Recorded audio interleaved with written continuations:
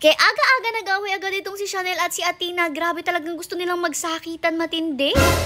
Nakuhanan nga lang natin sa CCTV ang away ng dalawang yan. Siyempre, nag-umpisa nga yan sa paglabas ng ating mga female. Usual talaga na ginagawa nila kapag lumalabas, kanya-kanya talaga silang mundo. Yung iba magpapati, yung iba magkukulitan, tapos yung iba magsisiakyatan kung saan-saan. Pero gaya nga sabi ko sa inyo noon, madalas talaga nag-uumpisa ang away ng ating pack members sa pagkukulitan lang rin nila. Dito na nga nag-umpisa yung lahat. After magpati ng ating pack members, nagkukulitan na nga sila habang si Athena na paupo dito at may kinakamot. Pero kita nyo rin naman na natamaan nga siya ni Chanel kasi habol nga ni Snow White itong si Chanel, although hindi naman gusto makipaglaro talaga ni Chanel. Tapos sa konting tama nga ni Chanel na yun kay Athena na inis na talaga itong si Athena natin, kaya naman pagbalik nga ni Chanel, kinagat-kagat na rin nga niya si Chanel. Hanggang sa maya-maya pakita nyo na piko na rin nga si Chanel kasi lumaban na rin nga siya kay Snow White. At nung magkalapit sila ni Athena, ayan, nagsabong na talaga sila since parehas nga silang asar na nung time na to. Pero lumayo pa nga si Chanel nung makita niya yung Kuya Sermer niyang papalapit, kaso itong si Athena may pagbawi pat kinagat talaga sa likod si Chanel, kaya ayan, wala nang choice si Chanel kundi lumaban talaga. Diyan na nga sila nagkagata ng matindi, kaya naman talagang wala nang choice si Kuya Sermer kundi ilayo itong si Athena mula kay Chanel. Binuhat niya nga muna yung si Athena at hindi niya muna agad binaba kasi nalapit pa talaga ay yung si Chanel, kaya naman si Kuya Edmar yun talaga nagbato siya ng tsinelas dun sa may gate. Para nga tumunog ng malakas yung gate at matakot si Chanel at hindi nalapitan si Athena, pero syempre in the end si Athena yung pinagalitan kasi siya talaga yung nagumpisa ng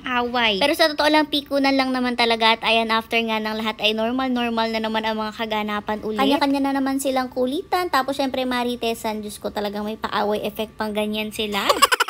Habang nasa labas naman sila, itong si Mother naghanda naman na ng saging para sa ating pack members. Kasi alam nyo naman, galing nga siyang Mindoro, kaya ang dami na naman yan dalang saging hanggang sa maabutan pa nga siya ng pack members dito na nagtatalo. Sakto kasi habang nagtatalop siya dito, nagsipasukan na nga yung ating mga female, kaya ayan, talagang pinagdudumog-dumog pa siya. Ito naman na nga ang ganap kapag papasok ang ating mga female, o diba, hindi magkaintindihan kasi nga itong mga to hindi agad magsiakyatan sa taas. Nangungulit-ngulit pa nga sila dito sa baba, tapos itong si Snow, Diyos ko, hindi talaga umakit ng hagdan basta, kaya minsan binubuhat pa talaga siya ng kanyang kuya. Tapos syempre, dahil nga hindi pa naman sila matagal dito sa pwesto nilang to, medyo lito pa rin talaga sila sa mga cage na pupuntahan nila at nagkakamali pa nga minsan. After naman magpasukan ng ating pack members, itong si Mother ginayat-gayat naman na itong mga saging na kanyang tinalupan kasi para nga ito sa pack members natin. Mukhang napagod din nga siya sa paggagayat kasi ayan, talaga lumafang rin nga siya ng kanya. Maya-maya pa pinalabas na rin nga itong si Hercules kasi oras na nga ng kanyang afternoon walk. Pero nagulat nga siya nang biglang lumabas si Snowy kasi kasama niya nga ayang si Snowy ngayon sa paglalabas-labas nila. Super happy rin naman itong si Snowy, hindi magkaintindihan ang pagsasabi sa kanyang kuya. Nagmamadali siya, gusto niyang umalis na nga agad. Kaya nga pauli-uli talaga siya taas-baba kahit medyo hirap talaga siyang umakyat sa sobrang taba niya, at ayan, hinihila pa nga niya agad yung leash. Si Hercules naman nagpupo siya, kaya itong si Ate Bibo dali-dali talagang kinuha itong pandakot, o diba marunong na nga agad siya, at ayan, dinadakot na nga niya yung pupo. Very good naman si Ate Bibo, talaga natututo na nga siya sa mga nakikita niyang nangyayari at ginagawa dito sa atin. Maya pa ayan, pinalabas na rin nga itong dalawa at talagang for the hila nga nila ang kanilang mga tagahawat. Although itong si Snow, hindi naman talaga siya nakatakbo talaga ng super bilis, kaya yung takbo niya medyo mabagal pa rin, pero wag niyo daw siyang i-judge kasi nagpapapayat na nga daw siya. At soon enough, pag mapayat na yan or tama na lang yung timbang niya, ay naku, sinasabi ko sa inyo, mabilis rin niyang tumakbo. Ayun rin nga pala, kada lalabas si Hercules, sinasamahan na nga natin siya ng iba pa nating pack members. Minsan nga, 4 sila magkakasama. Syempre, para lahat naman sila may time rin na maglakad-lakad dito sa labas, at itong si Snowy nga, tingnan nyo, bago umuwi naisipan pa talaga magtanim ng bomba dito.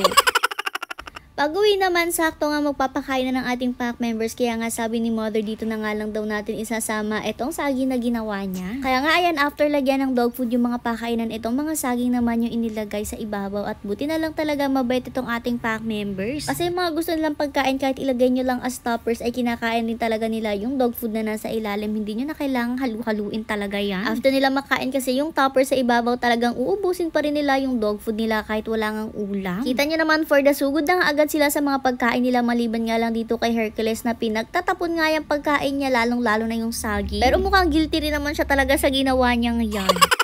After nga natin bigyan ng pagkain lahat ng mga nasa baba, syempre dito naman tayo mamimigay sa mga nasa second floor. Isang side pa nga lang yung nabigyan, kaya itong kabilang side and hintay na hintay pa kasi nga kinukuha pa dito sa baba yung mga pagkain nila. Buti na lang talaga patiently waiting sila kasi syempre iaakyat pa nga yan bago pa maibigay sa kanilang lahat. Pero worth it naman talaga yung pagod pag-akyat baba sa hagdan, lalong-lalo na't ang galing nilang kumain. Tingnan nyo itong si Queen Blue, kakasarap pa lang ng gate, ubus na agad yung pagkain niya.